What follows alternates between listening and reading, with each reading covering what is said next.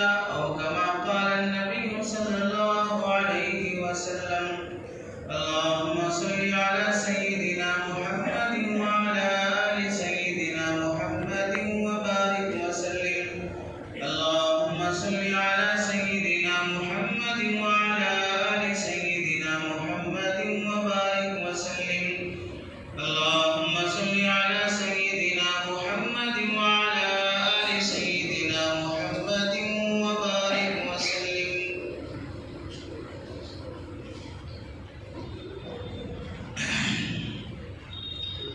میرے محترم عزیزوں، بزرگوں اور دوستوں، قرآن مجید کی آیت کا مختصر سا حصہ اور حدیث پاک آپ حضرات کے سامنے پڑھی گئی ہے۔ آیت کا اور حدیث کا تعلق ہمارے اس مہینے سے ہے جو ذی الحجہ کا مہینہ کہلاتا ہے، اور اسلامی مہینوں کے اعتبار سے ذی الحجہ یہ آخری مہینہ ہے۔ جیسے انگریزی مہینوں کے اعتبار سے دسمبر کے بعد ایک نیا سال شروع ہوتا ہے، ایسے ہی اسلامی مہینے کے اعتبار سے ذی الحجہ یہ آخری مہینہ ہے۔ اس کے بعد محرم آئے گا تو محرم اسلام کا نیا سال اور نیا مہینہ شروع ہوگا۔ اللہ تبارک و تعالیٰ قرآن مجید میں فرماتے ہیں وَاذْكُرُوا اللَّهَ فِي أَيَّامٍ مَّعْدُودَاتٍ، اللہ کا ذکر کرو، اللہ کو یاد کرو، فی ایام معدودات، چند گنتی کے دنوں میں، چند گنتی کے دنوں میں، چند خاص دنوں میں اللہ کا ذکر کیا کرو۔ اس آیت کی تفسیر میں حضرت ابن عباس رضی اللہ تعالیٰ عنہما، حضرت حسن بصری، حضرت علقمہ اور حضرت اکرمہ وغیرہ جو صحابہ مفسرین گزرے ہیں، انہوں نے لکھا ہے کہ یہاں پر ایام معدودات، اللہ چند خاص دنوں میں ذکر کا جو حکم فرما رہے ہیں، ان دنوں سے مراد ایام تشریق، یعنی 9 ذی الحجہ کی صبح سے لے کر 13 ذی الحجہ کی عصر تک، 9 ذی الحجہ کی صبح سے لے کر 13 ذی الحجہ کی صبح عصر تک، یہ مراد ہے ایام معدودات سے۔ اور قرآن مجید کی دوسری آیت میں اللہ تبارک و تعالیٰ نے یہ بھی لفظ استعمال فرمایا ایام معلومات۔ ایام معلومات سے مراد یہ ہے کہ ذی الحجہ کے جو 10 دن آتے ہیں، ان 10 دنوں میں اللہ تبارک و تعالیٰ کا خوب ذکر کیا کرو، اللہ کو یاد کیا کرو۔ اور حدیث پاک میں اللہ کے نبی صلی اللہ علیہ وسلم ارشاد فرماتے ہیں سید الشہور شہر رمضان، پورے مہینوں کا سردار اور رمضان کا مہینہ ہے، وعدمها حرمۃ ذی الحجہ، اور پورے مہینوں میں عظمت اور بزرگی کے اعتبار سے اللہ نے جس مہینے کو بڑی عظمت بخشی ہے وہ ہے ذی الحجہ کا مہینہ۔ اب محدثین نے لکھا ہے کہ بھئی رمضان کے مہینے کو تو بڑی فضیلت حاصل ہے،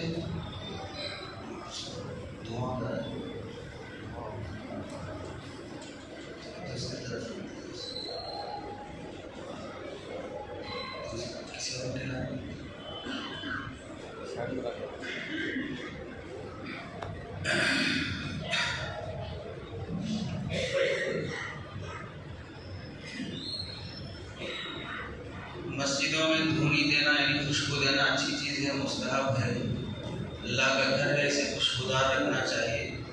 آپ حضرات بھی جب آتے ہیں نہا دھو کے تو خوشبو لگا کے آنے کا اہتمام کرنا چاہیے، آپ حضرات کی خوشبو ہی سے پوری مسجد مہک جائے۔ مسلمان خوشبو لگانے کا اہتمام کرے۔ اللہ کے نبی صلی اللہ علیہ وسلم نے فرمایا مجھے دنیا میں 3 چیزیں پسند ہیں۔ اب اس حدیث کی کا درجہ حیثیت کیا ہے، اس پر محدثین نے کلام کیا ہے۔ اللہ کے نبی صلی اللہ علیہ وسلم کی طرف نسبت کر کے بات منقول ہے کہ اللہ کے نبی صلی اللہ علیہ وسلم نے فرمایا مجھے دنیا میں 3 چیزیں پسند ہیں۔ ایک تو نماز جس میں اللہ تعالیٰ نے میری آنکھوں کی ٹھنڈک رکھی ہے۔ حبی بائلی من دنیا تم سلاسن، تمہاری دنیا میں 3 چیزیں اللہ نے مجھے پسندیدہ ایک ہے الطیب خوشبو، دوسرا ہے عورتیں، دیندار عورتیں جن کے ذریعے سے اللہ تعالیٰ دین کا کام لیں، اور تیسری چیز ہے وقرۃ عینی فی الصلاۃ، کہ اللہ تعالیٰ نے میری آنکھوں کی ٹھنڈک نماز میں رکھی ہے۔ تو مسلمان ہر وقت عطر رکھتا ہے، خوشبو لگاتا ہے، نوجوان پرفیوم استعمال کرتے ہیں، سینٹ استعمال کرتے ہیں، الکوہل ملا ہوا پرفیوم استعمال کرنا جائز نہیں ہے۔ اگر وہ نماز کو آتے ہوئے کوئی آدمی استعمال کرے گا تو اس سے نماز نہیں ہوگی۔ اس میں شراب کی مقدار ملی ہوئی رہتی ہے، اور شراب ناپاک ہے۔ پیشاب کا جو حکم ہے وہی شراب کا حکم ہے۔ پانی میں اگر پیشاب کا ایک قطرہ بھی گر جائے گا تو پانی ناپاک ہو جائے گا، ایسے ہی پانی میں شراب کا ایک قطرہ بھی گر جائے گا تو پورا پانی ناپاک ہو جائے گا۔ پیشاب اور شراب ناپاک ہونے میں دونوں برابر ہیں، اور حرام ہونے میں بھی دونوں برابر ہیں۔ پیشاب پینا حرام ہے، شراب پینا بھی حرام ہے۔ پیشاب بھی ناپاک چیز ہے، شراب بھی ناپاک چیز ہے۔ تو الکوہل ملا ہوا عطر وغیرہ استعمال کرنے کی اجازت نہیں ہے۔ سادہ عطر استعمال کریں، عطر کا انتخاب اچھا کریں، ایسا عطر نہ انتخاب کریں جو جنازے پہ لگا جاتا ہے۔ بازو والا پھر غلط تصور کرے گا کوئی مردہ آگے بڑھ گیا ہے۔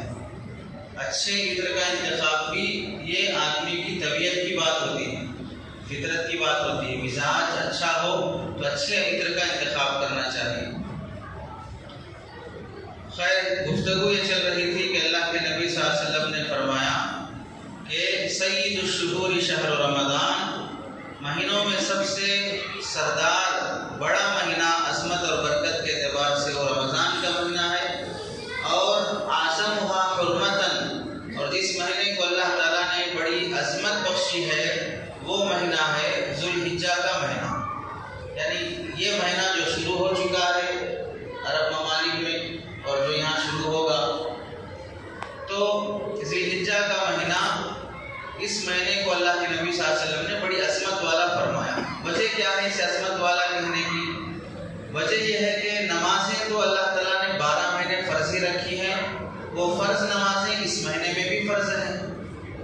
اس کے علاوہ اللہ کے نبی صلی اللہ علیہ وسلم نے صدقہ خیرات کرنے کا زیادہ مقدار میں اس مہینے میں حکم فرمایا کہ اس مہینے میں زیادہ صدقہ خیرات کیا کرو، جیسے رمضان کے مہینے میں آدمی صدقہ خیرات کرتا ہے۔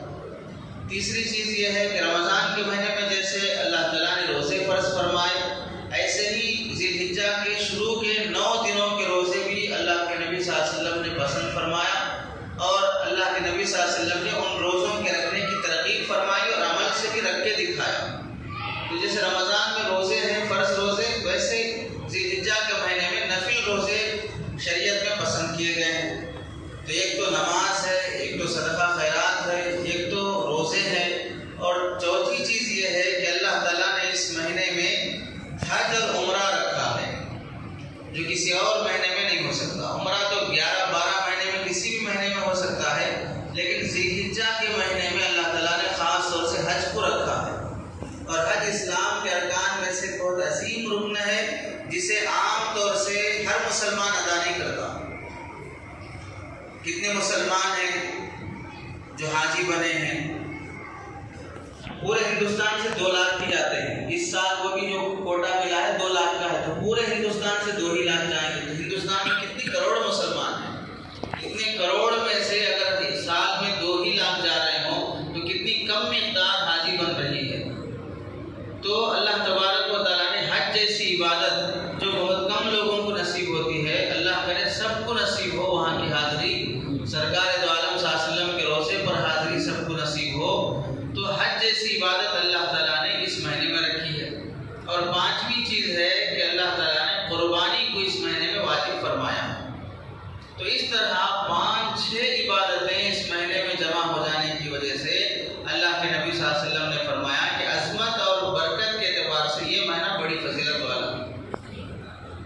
بعض محدثین نے کہا ہے کہ رمضان کو چھوڑ کر باقی 11 مہینوں میں، باقی 10 مہینوں میں ذوالحجہ کا مہینہ بڑی فضیلت والا ہے، اس واسطے کہ رمضان کے مہینے کی فضیلت اللہ تعالیٰ نے قرآن مجید میں خود ذکر فرمائی ہے، اور شب قدر جیسی عبادت، شب قدر جیسی رات کسی اور مہینے میں نصیب نہیں ہے، اور رمضان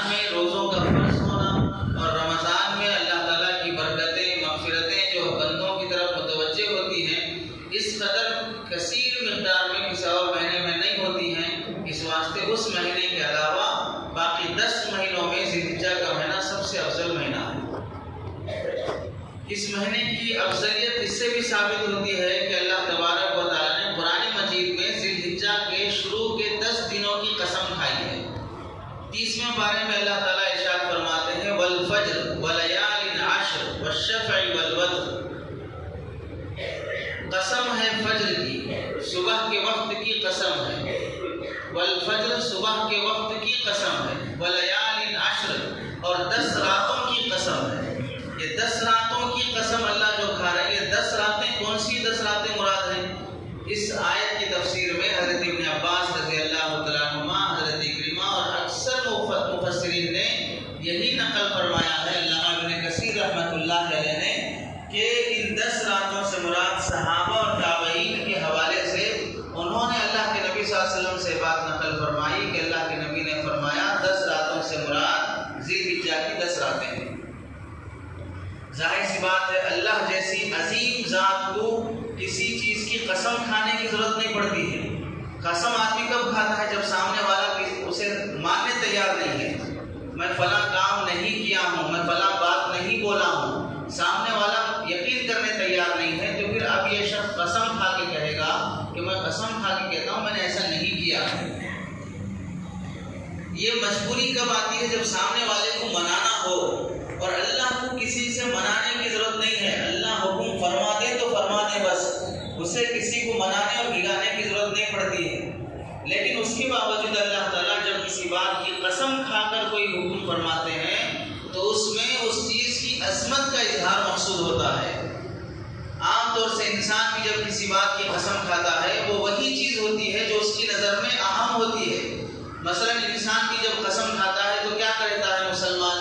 اللہ کی قسم، قرآن کی قسم، کعبے کی قسم، ماں کی قسم، میری قسم، اس طرح کے جملے استعمال کرتا ہے۔ یہ کیوں کہتا ہے؟ اس واسطے کہ اس کی نظر میں اللہ کی عظمت ہے، اس کی نظر میں قرآن کی عظمت ہے، اس کی نظر میں ماں کی عظمت ہے، اس واسطے اللہ کی قسم، قرآن کی قسم کہتا ہے۔ باقی شریعت میں اللہ کی قسم کے علاوہ کسی کی قسم کھانا جائز نہیں ہے۔ اللہ کی قسم کے علاوہ کسی کی قسم کھانا جائز نہیں ہے۔ نہ قرآن کی قسم کھانا جائز ہے، نہ ماں کی قسم کھانا جائز ہے، نہ میری قسم بولنا جائز ہے۔ اللہ کے علاوہ کسی کی قسم کھانا جائز نہیں ہے۔ گناہ ہوگا اگر کوئی شخص اللہ کے علاوہ کسی اور چیز کی قسم کھائے گا، کیونکہ عظمت اگر کسی کی حقیقت میں ہے تو وہ صرف اور صرف اللہ کی عظمت ہے، اور جس چیز کی عظمت حقیقی ہے اسی کی قسم کھانا چاہیے، اور وہ ذات ہے صرف اللہ کی۔ تو اللہ تبارک و تعالیٰ جب کسی بات کی قسم کھا رہے ہوں تو اللہ بھی گویا کہ اس چیز کی عظمت بتانا چاہتے ہیں کہ 10 راتوں کی اتنی عظمت ہے کہ میں ان کی قسم کھا رہا ہوں۔ جیسے تمہاری نظر میں اللہ کی عظمت ہے، قرآن کی عظمت ہے تو تم ان کی قسم کھاتے ہو، ایسے ہی اللہ کی نظر میں ان 10 راتوں کی عظمت ہے۔ ان 10 راتوں کی عظمت اللہ بندوں کو بتانا چاہ رہے ہیں، تو اللہ تعالیٰ ان 10 راتوں کی قسم کھا کے فرما رہے ہیں۔ ایسے ہی حضرت موسیٰ علیہ السلام کو جب اللہ تبارک و تعالیٰ نے تورات دینے کے لیے کوہ طور پر بلوایا تو حضرت موسیٰ علیہ السلام کو اللہ تعالیٰ نے حکم فرمایا کہ آپ 1 مہینے کے روزے رکھ کر آئیں، میں تمہیں تمہاری قوم کے لیے تورات آسمانی کتاب دوں گا۔ تو حضرت موسیٰ علیہ السلام نے ذی قعدہ کے مہینے سے، ذی قعدہ کی پہلی تاریخ سے روزے رکھنا شروع کیا۔ 30 دن کے روزے مکمل ہوئے۔ معرف القرآن میں لکھا ہے کہ 30 دن کے روزے مکمل ہونے کے بعد چونکہ روزہ رہنے سے منہ میں تھوڑی بدبو پیدا ہو جاتی ہے، حضرت موسیٰ علیہ السلام نے سوچا اللہ سے کلام کرنے جا رہا ہوں، کہیں اس بدبو سے بے ادبی نہ ہو جائے، تو مسواک کر کے اللہ کے پاس یعنی کوہ طور پہ پہنچنا چاہا، اور مسواک کر کے پہنچے تو اللہ تعالیٰ نے فرمایا کہ مزید 10 روزے رکھ کے آؤ، کیونکہ روزے دار کی خوشبو اللہ کو پسند ہوتی ہے۔ تو مزید 10 روزے حضرت موسیٰ علیہ السلام نے رکھے، تو ذی قعدہ کے 30 روزے ہو گئے، اب مزید 10 روزے رکھنا ہے تو وہ ذی الحجہ کے 10 روزے۔ تو اس طرح 40 روزے جب مکمل ہوئے اور وہ ذی الحجہ کا 10واں دن، اس زمانے میں شاید ذی الحجہ کا کوئی 10واں دن عید کا دن نہ تھا، یہ عید کا دن اللہ تعالیٰ نے اس امت کو عطا کیا ہو، تو 10 دن مکمل ہونے کے بعد یا 9 ذی الحجہ ہی کو حضرت موسیٰ علیہ السلام کوہ طور پہ پہنچے اور وہاں اللہ تعالیٰ نے انہیں تورات عطا فرمائی۔ تو اس طرح بھی 10 دنوں کی فضیلت ظاہر ہوتی ہے۔ ان ان 10 دنوں میں کرنا کیا ہے؟ ان 10 دنوں میں اللہ تبارک و تعالیٰ نے جو بندوں کو اعمال مقرر فرمائے ہیں احادیث کی روشنی میں اور قرآن مجید کی آیت کی روشنی میں، پہلا کام تو یہ ذکر کرنا، وَاذْكُرُوا اللَّهَ فِي أَيَّامٍ مَّعْدُودَاتٍ، چند دنوں میں اللہ کا ذکر خاص طور سے کرو، اور ایام معلومات سے پورے ذی الحجہ کے 10 دنوں میں خاص طور سے اللہ کا ذکر کا اہتمام کرو۔ حدیث پاک میں آتا ہے کہ اللہ کے نبی صلی اللہ علیہ وسلم سے صحابہ نے پوچھا، یا رسول اللہ اس مہینے کے 10 دنوں میں اللہ کو سب سے زیادہ کون سا عمل پسند ہے؟ اللہ کے نبی نے فرمایا کہ اللہ تبارک و تعالیٰ کو اس مہینے میں لا الہ الا اللہ، اللہ اکبر وللہ الحمد، یہ ذکر سے زیادہ کوئی ذکر اللہ کو، کوئی عبادت اللہ کو پسند نہیں ہے۔ اب کوئی عبادت سے مراد فرض نمازیں تو اس میں داخل نہیں ہوگی، اس واسطے کہ فرض کی اہمیت زیادہ ہے۔ جب کمپٹیشن ہوتا ہے تو نفل کا نفل سے ہوتا ہے، نفل کا فرض سے نہیں ہوتا۔ چھوٹا بچہ بڑا پہلوان مل کے لڑائی کرے اور اس میں پہلوان جیت جائے تو اسے پہلوان نہیں کہیں گے، اسے بیوقوف کہیں گے۔ تم نے چھوٹے بچے کو پہلوان لڑنے کے لیے مقابلے پہ آئے ہو، اپنے جیسے ہمسر سے لڑنے کا کچھ پلان بناؤ تب تمہیں پہلوان کہیں گے۔ تو نفل اور فرض کا مقابلہ نہیں ہوتا، نفل اور نفل کا مقابلہ ہوتا۔ تو نفل کاموں میں سب سے زیادہ اللہ کو جو پسند ہے وہ لا الہ الا اللہ کا ذکر کرنا، اللہ اکبر کہتے رہنا اور الحمدللہ کہتے رہنا، یہ اللہ کو سب سے زیادہ پسند ہے۔ یہاں تک کہ صحابہ نے پوچھا، یا رسول اللہ اس مہینے میں سب سے زیادہ اللہ کو کون سا عمل پسند ہے؟ روزوں کی بھی اللہ کے نبی نے فضیلت بیان فرمائی۔ تو ویسے تو بندوں کو حکم ہے کہ ذکر کا اہتمام صبح شام کرنا چاہیے، لیکن ان خاص 10 دنوں میں ذکر کا کثرت سے اہتمام کریں۔ ذکر کا مطلب کیا ہے؟ عام طور سے تسبیح لے کے بیٹھ گئے اور ادھر دیکھتے رہے ادھر دیکھتے رہے، اور جھوٹ بھی چلتا ہے، غیبتیں بھی چل رہی ہیں، گالیاں بھی چل رہی ہیں، موبائل پہ فلم بھی دیکھ رہے ہیں، الٹی سیدھی سب حرکتیں ہو رہی ہیں، اور ادھر تسبیح کے من کے ادھر سے ادھر بھی ہو رہے ہیں۔ جیسے کسی نے مذاق میں کہا تھا لا الہ الا اللہ، ادھر کمال ادھر لا، یعنی پورے الٹی سیدھی حرکتیں ہوتی رہیں گی اور تسبیح داڑھی ٹوپی یہ سب چیزیں بھی رہیں گی۔ تو ظاہر سی بات ہے جب داڑھی اللہ کے نبی کی سنت ہے، اسلام کا شعار ہے، کرتا پیجامہ یہ اسلامی لباس ہے، اس کی اپنی جگہ پر عظمت ایک مسلمان کو کرنی چاہیے۔ اس کی عظمت اور قدر یہ ہے کہ آدمی جب باشرہ بن جائے، شریعت کے لباس میں آ جائے، تو اسے ایسی حرکتیں نہیں کرنا چاہیے جس سے یہ لباس بدنام ہو، جس میں یہ شبیہ بدنام ہو۔ اگر کوئی اولیاء کا معتقد ہے تو اسے کوئی ایسی حرکت نہیں کرنا چاہیے نامناسب جس سے کسی ولی کا نام بدنام ہو۔ اگر کوئی خاندان کی عزت رکھنا چاہتا ہے تو بھی کہتے ہیں کہ اس کی اولاد کو کوئی ایسا کام نہیں کرنا چاہیے جس سے اس کے باپ کا نام بدنام ہو۔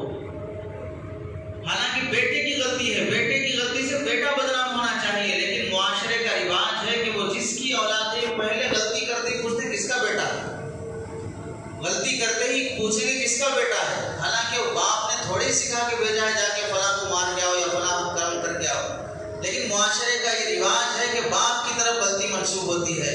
ایسی دنیا کا رواج ہے جب کوئی اسلامی لباس میں کوئی نامناسب حرکت کرتا ہے تو لوگ فوراً اسے اسلام کی طرف منسوب کرتے ہیں اور یوں کہتے ہیں اسلام ایسا ہے، حالانکہ اسلام ویسا نہیں ہے۔ اسلام کی جو نمائندگی کرنے والے ہیں یا جن کو دنیا نمائندہ آئیڈیل سمجھ رہی ہے وہ بیوقوف ہیں، کیونکہ آج کا مسلمان اسلام کا آئیڈیل نہیں ہے، آج کا مسلمان اسلام کا آئیڈیل نہیں ہے، اور یہ بات 100% صحیح ہے۔ خواہ کسی کو اس سے اختلاف ہو اور بری لگے بات کہ آج کا مسلمان اسلام کا آئیڈیل کیسے نہیں ہے، تو پھر کون آئیڈیل ہے؟ کوئی آئیڈیل نہیں ہے۔ ہم نے اپنے کو آئیڈیل بنا کے دکھانے کی کوشش ہی نہیں کی ہے۔ اگر ہم اسلام کے آئیڈیل اور نمائندے ہوتے تو پھر ہمارے جھگڑے، ہمارا سود، ہمارا مٹی پہ لینا، ہمارا حرام چٹیاں چلانا، ہمارا بہنوں کی وراثت مار کے کھانا، پڑوسیوں سے جھگڑے میں رہنا اور پارٹنر کے پیسے مار کے کھانا، چھوٹی چھوٹی بات پہ لفڑے کر لینا، کسی کو برداشت نہیں کرنا، تحمل نہیں ہونا، صبر نہیں کرنا، معاف نہیں کرنا، یہ سب چیزیں اسلام کا نمائندہ ہوتی ہیں۔ دیکھو جو اسلام کے نمائندے تھے تو ان کے اخلاق کیسے تھے، ان کی شان کیسی تھی، ان کا درگزر کیسا تھا، ان کا رحم کیسا تھا، مانگنے والا آ کے مانگ رہا ہے تو دینے کا انداز کیسے تھا۔ اور آج کا مسلمان مسجد میں مسلمان ہے، مسجد کے باہر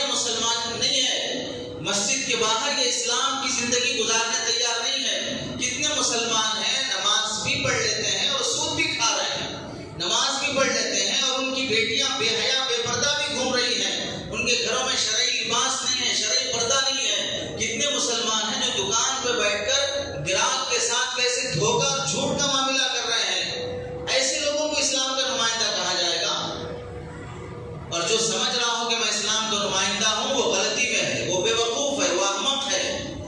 ہاں، اگر کوئی پورے اسلام پہ چل رہا ہو، معاملات بھی صحیح ہیں، معاشرت بھی صحیح ہے، اس کی زندگی کا ہر عمل سنت اور شریعت کے مطابق ہے، تو پھر ہم کہہ سکتے ہیں اللہ ماشاء اللہ فلاں فلاں بزرگ ہیں، فلاں فلاں اللہ والے ہیں، یہ اسلام کی نمائندے، ان کی زندگیاں دیکھو، ان کی شادی بیاہ دیکھو۔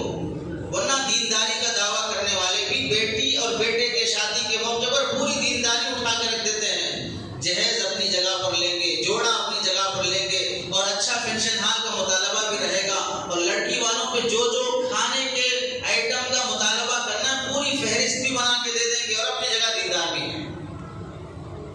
یہ تھوڑے اسلام کے نمائندے بن سکتے ہیں۔ ذکر کا مطلب یہ ہے کہ اللہ کو یاد کرو۔ اللہ کو یاد کرنے کا مطلب یہ ہے کہ جب اللہ کا دھیان، اللہ تمہیں یاد رہے گا تو پھر تم سے گناہ نہیں ہو سکتا۔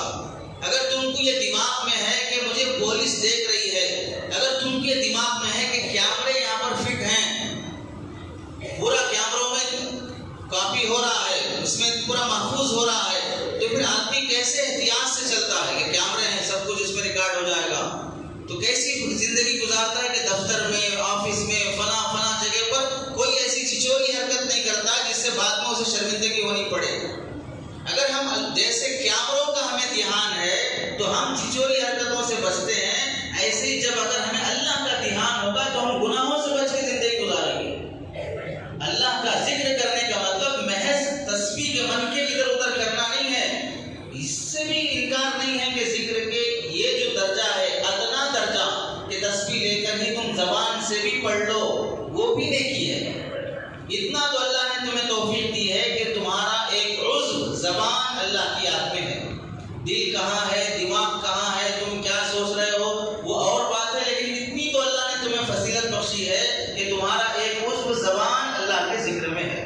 یہ بھی کمال کی بات ہے، یہ بھی اچھی بات ہے، لیکن یہ کافی نہیں ہے، اس سے زندگی بدلنے والی نہیں ہے۔ اس کی مثال یوں سمجھ لیں، آپ کو شوگر 400 سے آگے بڑھ رہا ہے اور آپ گولی لے رہے ہیں، اس کی جو پہلے اسٹیج میں ہے جسے 150 کے آس پاس، 180 کے آس پاس اگر شوگر ہے، وہ جو چھوٹی معمولی گولی لے رہا ہے وہ گولی آپ لے رہے ہیں، جبکہ آپ کا شوگر 400 سے آگے جا رہا ہے۔ آپ کو انسولین میں بھی بہت ہائی پاور لینا چاہیے، لیکن آپ کہہ رہے ہیں اتنا تھوڑا سا، تو ظاہر سی بات ہے اتنی چھوٹی گولی سے آپ کا شوگر کم ہونے والا نہیں ہے۔ ایسے اتنی تھوڑے معمولی ذکر سے آپ کی اخلاق بدلنے والے نہیں ہیں، آپ کی تربیت ہونے والی نہیں ہے۔ ذکر کا مقدار ذکر کی مقدار بڑھنا جیسے گولی کا پاور بڑھتا ہے بیماری کے لحاظ سے، ایسے ہی آدمی کے اخلاق کی بگڑنے کے لحاظ سے اسے ذکر کا کی مقدار بڑھانا چاہیے۔ گھنٹوں اللہ کی یاد میں بیٹھ جائے پورے دھیان کے ساتھ، تب جا کے اس کے دل پہ اثر ہوگا۔ آدمی گناہ کرنے کے ارادہ بھی کرے گا تو فوراً اس کا ضمیر کہے گا کہ نہیں تم گناہ کر رہے، تم بری بات کر رہے ہو۔ وہ ذکر کا اثر ہوتا ہے جو آدمی کو گناہوں سے روکتا ہے۔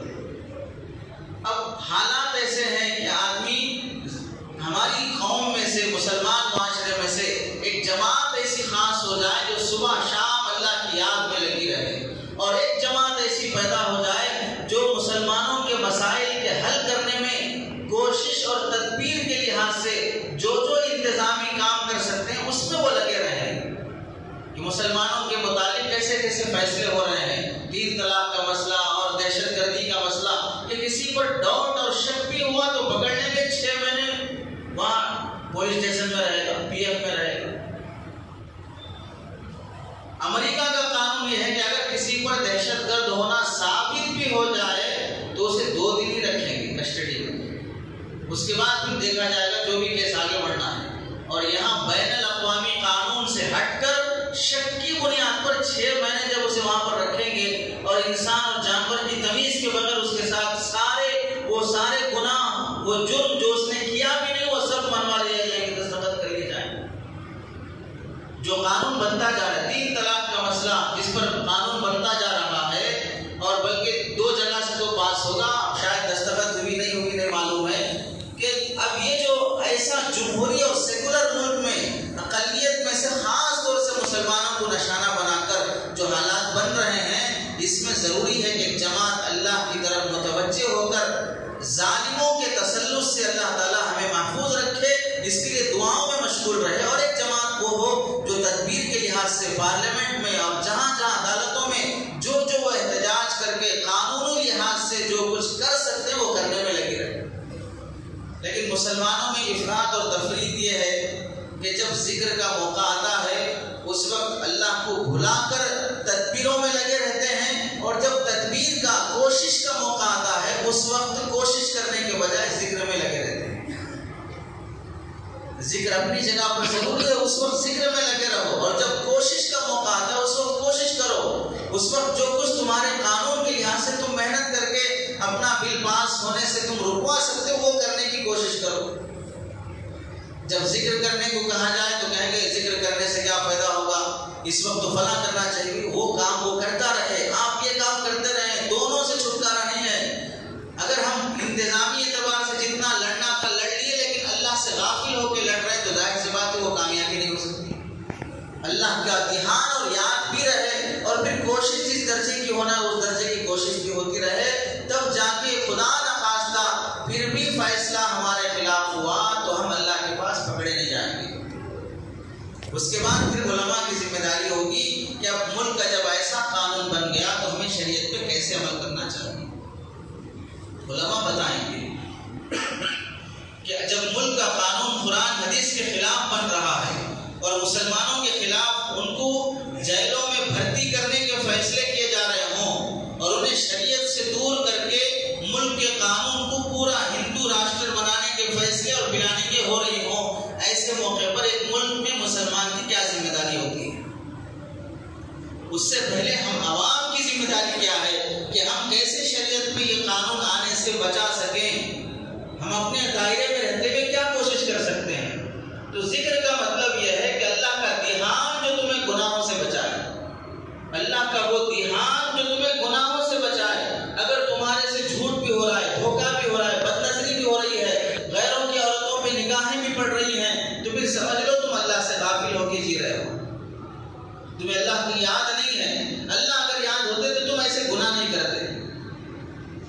حضرت ابو ہریرہ رضی اللہ تعالیٰ عنہ، حضرت عبداللہ ابن عمر رضی اللہ تعالیٰ عنہ کے متعلق لکھا ہے کہ ان 10 دنوں میں مدینے کے بازاروں میں نکل جاتے اور دکانوں سے گزرتے ہوئے زور زور سے اللہ اکبر لا الہ الا اللہ واللہ اکبر وللہ الحمد اس طرح پڑھتے ہوئے جاتے تاکہ دکاندار جو بزنس میں لگا ہے، دنیا میں لگا ہے، وہ ذکر سے غافل نہ ہو۔ ان صحابہ کا معمول تھا، جب یہ دکانوں پر سے گزرتے اور دکان پر سے بازار میں کیا واسطے جا رہے ہیں، کسی چیز کو خریدنا نہیں ہے، کوئی بیچنا نہیں ہے، صرف اس واسطے جا رہے ہیں کہ ان 10 دنوں میں اللہ نے ذکر کا حکم فرمایا، اور بازاروں میں لوگ بزنس میں لگے رہتے ہیں، اللہ کی یاد نہیں آتی، انہیں یاد دہانی کرانے کے لیے بازار سے گزرتے ہوئے ذکر کر کے گزرتے ہیں۔ لوگ جب ذکر کی آواز کانوں میں پڑتی ہے تو وہ بھی، تاجر بھی، بزنس کرنے والا بھی، گراہک بھی، سب اللہ کا ذکر کرنا شروع کرتے ہیں۔ اس طرح وہ ماحول کو ذاکرین کا ماحول بناتے تھے، ذکر کرنے والوں کا ماحول۔ آپ حضرات میں سے بھی دیکھ لیں جو مکہ مکرمہ گئے ہیں، مدینہ گئے ہیں، آپ مکے کی گلیوں میں جائیں، مدینے کی گلیوں میں جائیں، پورا ماحول آپ کو قرآن کی کیسٹوں سے کہیں وہ فلاں سورے کی آواز آ رہی ہے، کہاں فلاں کی بیان کی آواز آ رہی ہے۔ قرآن مجید کا ایک ماحول آپ کو ملے گا، کہیں پر کوئی فلم، کوئی گانا، کوئی بے حیائی کا منظر آپ کو ایسا دکھائی نہیں دے گا۔ ماحول ہی جب ایسا ہے بازاروں کا، دکانوں کا، تو اذان ہوتے ہی ہر دکاندار اپنا شٹر بند کر کے، دکان بند کر کے اپنی دکان کے سامنے نماز پڑھ رہا ہے۔ ماحول ایسا بن گیا، اب پورا محلہ، پوری بستی مسلمانوں کی ہے، لیکن ماحول کوئی دیکھ کر یہ کہہ سکتا ہے کہ مسلمانوں کا ماحول ہے۔ آج کے مسلمانوں کی دکانوں کو دیکھ کر کوئی کہہ سکتا ہے کہ مسلمان کی دکان ہے۔ صرف برکت کی خاطر فلاں کا فوٹو، فلاں کا ذکر، ھذا من فضل ربی لا حول ولا قوہ، یہ فلاں فلاں آیتیں، آیت الکرسی، اور کسی کا وہ نقشہ بنا کے دے دیے کہ نظر نہیں لگے گی، گراہک بہت آئیں گے، فلاں ہوگا، کوئی عامل بابا نے کچھ لگا کے دے دیا ہے تو وہ لکھ کے لٹکا دیں باقی اس دکان پہ کھڑے ہوئے تاجر کا چہرہ دیکھ کر، اس کی بات کرنے کا انداز دیکھ کر یا دکان کا ماحول دیکھ کر یہ کہہ نہیں سکتے کہ مسلمان کی دکان ہے۔ کیوں؟ اس کی دکان سے نہ ذکر، نہ اللہ کی یاد، نہ سچائی، نہ کوئی اخلاق، نہ کوئی تمیز، کوئی چیز ایسی ظاہر نہیں ہو رہی جسے دیکھ کے کہہ سکیں کہ مسلمان کی دکان ہے۔ جب ہماری دکانوں پر سے مسلمان کی دکان ہونا ختم ہو گیا، گانے ہندو کی دکان پر بھی چل رہے ہیں، مسلمان کی دکان پہ بھی چل رہے ہیں، اس سے زیادہ آوازوں سے چل رہے ہیں، جھوٹ ہندو کی دکان پر بھی ہے، اس کی دکان پر بھی ہے، دھوکہ اس کی دکان پر بھی، اس کی دکان پر بھی ہے، جھگڑے اس کی دکان پر بھی، اس کی دکان پر بھی ہے، چہرے پر سے سنت ختم، ایک غیر مسلم کی دکان پر بھی، اس تاجر پر سے بھی ہے، اس مسلمان تاجر کے چہرے پر سے بھی ہے۔ تو کیسے پتا چلے گا یہ مسلمان معاشرے کی دکانیں ہیں؟ یہ اسلامی بازار ہے، یہاں آنے کے بعد جھوٹ دھوکے سے آدمی بچے گا، کیسے پتا چلے گا؟ اسی واسطے آذانیں ہو رہی ہیں، مسجد کے کمروں میں، مسجد کی ملکیوں میں بھی اگر مسلمان رہتا ہے تو بھی نماز کو نہیں آ رہا، مسجد کی ملکی میں رہ رہا ہے، بلکہ مسجد کے بعض مسجدوں میں کمرے بنے ہوئے ہیں بچوں کو کرائے پہ دینے کے لیے، مسجد کے کمروں میں ہیں، اور اقامت کی، امام صاحب کی قرات کی، رکوع سجدے کی، تکبیروں کی آوازیں کانوں میں پڑ رہی ہیں، پھر بھی مسجد کے کمروں میں رہنے والے بچے جو وہاں پر کرائے سے رہ رہے ہیں وہ مسجد میں آ کے نماز پڑھنے تیار ہیں۔ ماحول ایسا غلیظ، سڑا ہوا ماحول بن گیا کہ یہاں پر اللہ کی یاد آتی ہی نہیں ہے، غفلت طاری ہو جاتی ہے۔ اسی واسطے کسی بزرگ نے کہا تھا کہ جب وہ بازار سے گزرتے تو چہرے پر رومال ڈال کے گزرتے، جب ان کے مرید نے دیکھا بار بار ہمارے شیخ ایسا کر رہے ہیں کہ چہرے پر رومال ڈال کے گزر رہے ہیں، تو انہوں نے پوچھا کہ حضرت آپ ایسا کیوں کر رہے ہیں؟ تو انہوں نے جواب میں یہ کہا کہ مجھے جانوروں سے وحشت ہوتی ہے، مجھے جانوروں سے وحشت ہوتی ہے، ڈر ہوتا ہے، اس واسطے میں چہرے پر رومال ڈال کے جا رہا ہوں۔ تو مرید نے کہا کہ حضرت یہ تو بازار ہے، یہاں پر انسان رہتے ہیں، انسانوں کے بازار سے آپ گزر رہے ہیں، جانور تھوڑی رہ رہے ہیں۔ تو ان بزرگ نے اپنی پگڑی نکال کے 2 منٹ کے لیے اس مرید کو پہنا دیا اور کہا کہ آپ دیکھو کون رہتے ہیں یہاں پر۔ جب اس مرید نے ان کی پگڑی پہن کے جب دیکھا تو کسی دکان پہ بندر کھڑا ہے، کسی پہ کتا کھڑا ہے، کسی پہ گدھا کھڑا ہے، کسی پہ سانپ کھڑا ہے، سب کی شکلیں جانوروں کی حیثیت سے نظر آ رہی ہیں۔ جس کے اندر جانور کی جو صفت ہے وہ حصی شکل میں وہ نظر آ رہا ہے۔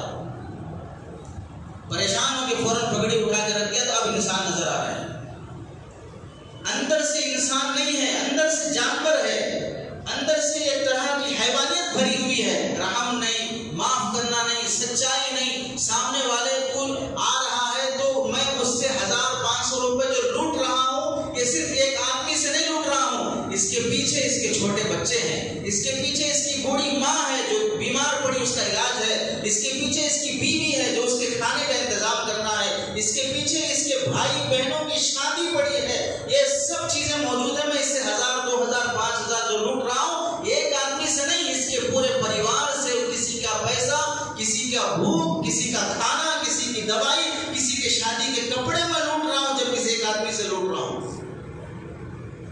یہ سب سوچے بغیر صرف جمع کرو، حرام ہو کے حلال ہو، سب جمع کرو، دولت کا اتنا لت لگا ہوا ہے کہ بس مالدار بننا ہے، کیسے بننا ہے وہ کوئی پرواہ نہیں ہے، حلال سے بننا ہے کہ حرام سے بننا ہے۔ تو ذکر کا مطلب یہ ہے کہ اللہ کا دھیان ہو، کہ اللہ تمہیں گناہوں سے بچا لے، اس قدر ذکر کرنے کا اہتمام۔ حضرت عمر رضی اللہ تعالیٰ مینا کے میدان میں خیمے میں بیٹھے رہتے اور 2-4 منٹ کے بعد، 5-10 منٹ کے بعد زور سے اللہ اکبر لا الہ الا اللہ اللہ اکبر ایسے زور سے کہتے کہ آس پاس کے خیمے والوں تک آواز پہنچتی ذکر کی، وہ خیمے والے ذکر زور سے کرتے تو اس قدر ماحول بن جاتا، مینا میں ہر 5-10 منٹ کے بعد پورے مینا میں ذکر کی آواز پہنچتی تھی، پورے مینا میں ذکر کی آواز پہنچتی تھی۔ یہ تھا صحابہ کا معمول اس مہینے میں ذکر کے اہتمام کرنے کا۔ ذکر جب اللہ کا نام جب لیتا ہے آدمی، زبان سے جب اللہ کا نام لیتا ہے تو اس کا اثر دل پہ پڑتا ہے، انسان کی پوری باڈی پہ اس کا اثر پڑتا ہے۔ اللہ کے نام میں وہ برکت، وہ اللہ نے اثر رکھا ہے۔ اس کی مثال، اگر کوئی آدمی آپ کو بھرے مجمع میں سب کے سامنے گدھا کہہ دے، آپ کو بیوقوف کہہ دے، آپ کو بندر کہہ دے، سب لوگ سن رہے ہیں، تو آپ اس وقت کیا فیل کریں گے؟ خوش ہو جائیں گے آپ نے بہت اچھا کہا میرے بارے میں، آج تک کسی نے ایسا نہیں کہا، آپ نے مجھے صحیح پہچانا، ایسے تھوڑی کہیں گے آپ۔ غصہ ہو جائیں گے، اسے مارنے پہ آئیں گے، اسے لڑنے پہ آ جائیں گے. کیا کہا اس نے؟ گدھا کہا، بس بندر کہا، الو کہا. اس لفظ کا، گدھے کے لفظ کا آپ پر جب ایسا اثر پڑ رہا ہے کہ آپ غصے میں آ رہے ہیں، تو اللہ کا جو لفظ ہے اس کا کتنا اثر پڑے گا کہ آپ کے جسم کے اندر اللہ کا نور منتقل ہو. جیسے ان الفاظ کا اثر آدمی پہ پڑتا ہے، ایسے لفظ اللہ کا اثر بھی آدمی پہ پڑتا ہے. اس واسطے جب اللہ اللہ کہتا رہے گا تو آدمی کے اندر ایک نورانی کیفیت پیدا ہوگی. اس کے بعد دوسرا کام ان 10 دنوں میں ہے روزوں کا اہتمام کرنا. اللہ کے نبی صلی اللہ علیہ وسلم نے فرمایا ذی الحجہ کے 9 دن کے روزے جب آدمی رکھتا ہے تو ایک روزہ رکھنے پر 1 سال کی نفل نماز کا، نفل عبادت کا اللہ ثواب دیتے ہیں. اور راتوں میں جب عبادت کرتا ہے تو راتوں کی عبادت رمضان کے شب قدر کی عبادت کے برابر اللہ تعالیٰ ثواب دیتے ہیں. تو ان 9 دنوں میں آدمی روزے رکھنے کا اہتمام کرے. اللہ کے نبی صلی اللہ علیہ وسلم بھی یوم عاشوراء کا روزہ اور ہر مہینے میں ایام 20 کا 13, 14, 15 کا روزہ اور پھر ان 9 دنوں کے روزے کا اللہ کے نبی صلی اللہ علیہ وسلم اہتمام فرماتے تھے. اگر کوئی آدمی 9 دن کے روزے نہیں رکھ سکتا تو 1 دن کا روزہ رکھ لے، 2 دن کے روزے رکھ لے، جتنا اس سے ہو سکے روزہ رکھ لے، بہرحال رکھنے کی کوشش کرے. اگر کوئی بیمار، مجبور، کمزور ہے، نہیں رکھ سکتا تو کوئی حرج کی بات نہیں، روزے رکھنا مستحب ہے. رکھ لے گا تو اس کا اثر پڑے گا، فضیلت ملے گی، ثواب حاصل ہوگا. نہیں رکھے گا تو کوئی گناہ کی بات نہیں ہے. تو دوسرا کام روزے رکھنے کا اہتمام، خاص طور سے عرفہ کے روزے کا اہتمام. 9 ذی الحجہ کا روزہ. اللہ کے نبی صلی اللہ علیہ وسلم نے فرمایا کہ عرفہ کا دن ایسا دن ہے کہ اللہ تعالیٰ اس دن روزہ رکھنے پر اللہ تعالیٰ 1 سال کے گناہ بخش دیتے ہیں بندے کے. تو اس دن کے روزے کا اہتمام کرے. اور عرفہ کا دن اتنی فضیلت والا دن ہے کہ اللہ تبارک و تعالیٰ اس امت مسلمہ کے لیے دین کو مکمل فرمایا. اليوم اکملت لکم دینکم واتممت علیکم نعمتی ورضیت لکم الاسلام دینا. دین کامل اور مکمل ہو گیا. وہ اللہ تعالیٰ شرف اور فضیلت یوم عرفہ میں بخشی ہے. عرفہ کے دن اللہ نے آیت نازل فرمائی دین کامل اور مکمل ہونے کی. یہودیوں کا دین کامل نہیں، عیسائیوں کا دین کامل نہیں، کسی اور مذہب والے کا دین کامل نہیں ہے جتنا اسلام کامل ہے. اسی واسطے پوری دنیا کی مذہبیں اور قومیں اگر کسی سے لڑتی جھگڑتی ہیں تو وہ صرف اسلام سے لڑتی ہیں. کیوں؟ جب حاسد حسد کرنے والا تمہارے مقام تک نہیں پہنچ سکتا تو وہ یہ کوشش کرتا ہے کہ تمہارے مقام کو اتار کے اپنے مقام سے نیچے گرائے. پوری قومیں، پوری مذہبیں اسلام کا ٹکر اور مقابلہ نہیں کر سکتی تو پھر وہ یہ اچھالتی ہیں کہ اسلام میں فلاں ہے، اسلام میں فلاں ہے، اسلام میں فلاں ہے، اسے گراؤ، اسے نیچے لاؤ. کیوں؟ تم اسلام کے برابر نہیں ہو سکتے. اسلام جیسی طاقت اور قوت تم اپنے اندر پیدا نہیں کر سکتے تو اسے گرانے کی کوشش کرتا ہے. حاسد حسد کرنے والے کی، جلنے والے کی یہ صفت ہوتی ہے کہ وہ جب کمال والے تک نہیں پہنچتا تو اس کی ٹانگ کھینچنا شروع کرتا ہے، اس کی برائی کرنا شروع کرتا ہے. دہشت گرد پوری دنیا میں کون ہے یہ پوری دنیا جانتی ہے، لیکن بدنام کرنے کے لیے اسلامی شبیہ کو لیں گے کہ فلاں مسلمان کی شکل بنا کے اسے بگاڑنے کی کوشش کریں گے. کیوں؟ اگر اسے بگاڑیں گے تو اس کی شبیہ نیچے آئے گی، گرے گی، ہمارا دہشت گردی کا کام آسانی سے چلتا رہے گا. لوگ بدنام انہیں کریں گے، کام ہمارا چلتا رہے گا. تو اللہ تبارک و تعالیٰ نے اس مہینے میں روزوں کی اہمیت بھی بیان فرمائی. خاص طور سے عرفہ کے دن کا روزہ، عرفہ کے دن دین کی تکمیل ہوئی. اللہ کے نبی فرماتے ہیں عرفہ کے دن حاجی جب یوم میدان عرفہ میں جمع ہوتے ہیں تو اللہ تعالیٰ ان سب کے گناہوں کو بخشتے ہیں. ایسے بخشتے ہیں کہ جیسے ابھی ماں کے پیٹ سے بغیر گناہوں کے پیدا ہوا. حاجی عرفہ کے دن وقوف عرفہ سے تمام گناہوں سے پاک ہو کے لوٹتا ہے اور اللہ تعالیٰ فرشتوں کے سامنے فخر کرتے ہیں عرفہ کے دن کہ آج میرے بندے کس حال میں میرے پاس توبہ دلا کرنے کے لیے آئے ہیں، میں سب کو بخشتا ہوں. اور شیطان اس دن جتنا ذلیل اور رسوا ہوتا ہے عرفہ کے دن کسی اور دن نہیں ہوتا. اللہ کے نبی نے حجۃ الوداع کے موقع پر دیکھا کہ شیطان اپنا چہرہ پیٹ رہا ہے، مٹی سر پہ ڈال رہا ہے. اللہ کے نبی نے دیکھ کے مسکرایا تو صحابہ نے پوچھا یا رسول اللہ کیا وجہ ہے مسکرانے کی؟ تو اللہ کے نبی نے فرمایا میں شیطان کو دیکھ رہا ہوں وہ افسوس اور غم کرتے ہوئے اپنے چہرے پہ مار رہا ہے، چہرہ پیٹ رہا ہے اور مٹی ڈال رہا ہے کہ 1 سال سے محنت کر کر کے اس کو سود کھلایا، اس کو جھوٹ بلوایا، اس کو دھوکہ دلوایا، سب گناہ کروائے. اب یہاں حج پہ آ کے عرفہ کے میدان میں توبہ کی، اللہ نے سب معاف کر دیا.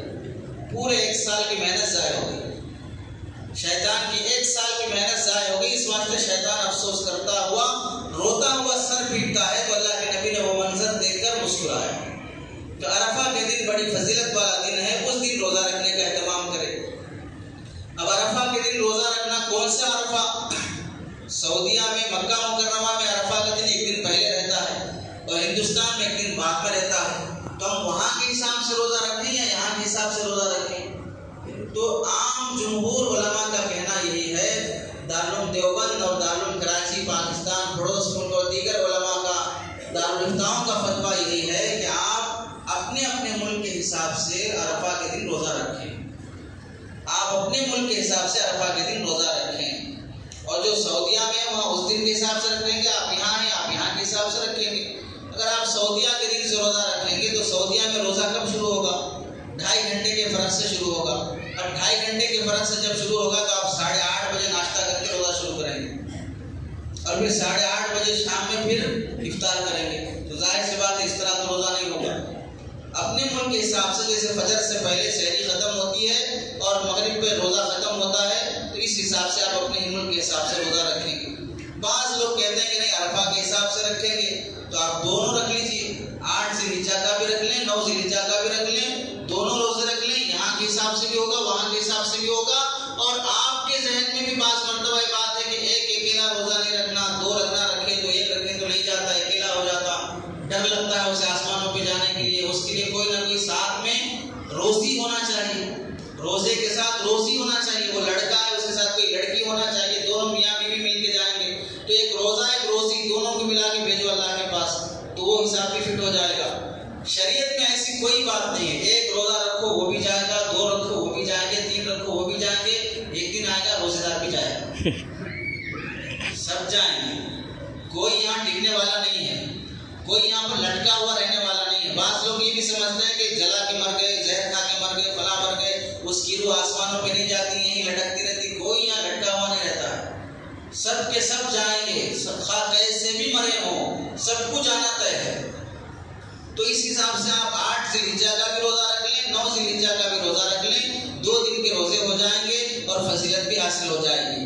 اور اس مہینے میں اور ایک چیز ہے، 9 ذی الحجہ کی فجر سے لے کر 13 ذی الحجہ کی عصر تک تکبیرات تشریق کہنا، اللہ اکبر اللہ اکبر لا الہ الا اللہ اللہ اکبر وللہ الحمد جو پڑھتے ہیں، ہر فرض نماز کے بعد مقیم ہو، مسافر ہو، گاؤں میں ہو، دیہات میں ہو، شہر میں ہو، جماعت سے نماز پڑھ رہا ہو، الگ سے نماز پڑھ رہا ہو، بیمار ہو، کیسے بھی ہو، حاجی ہو، حاجی نہیں ہو، مرد ہو، عورت ہو، سب کے لیے واجب ہے 5 دنوں میں 9 ذی الحجہ کی فجر سے 13 ذی الحجہ کی عصر تک ایک مرتبہ اللہ اکبر لا الہ الا اللہ اللہ اکبر وللہ الحمد پڑھنا واجب ہے. ایک مرتبہ پڑھنا، 3 مرتبہ پڑھنا سنت نہیں ہے.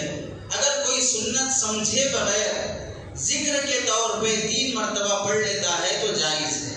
سنت سمجھے بغیر 3 مرتبہ پڑھ لیتا ہے ذکر سمجھ کر تو جائز ہے. باقی واجب صرف ایک ہی مرتبہ پڑھنا ہے. مردوں کے لیے بھی یہی حکم ہے، عورتوں کے لیے بھی یہی حکم ہے.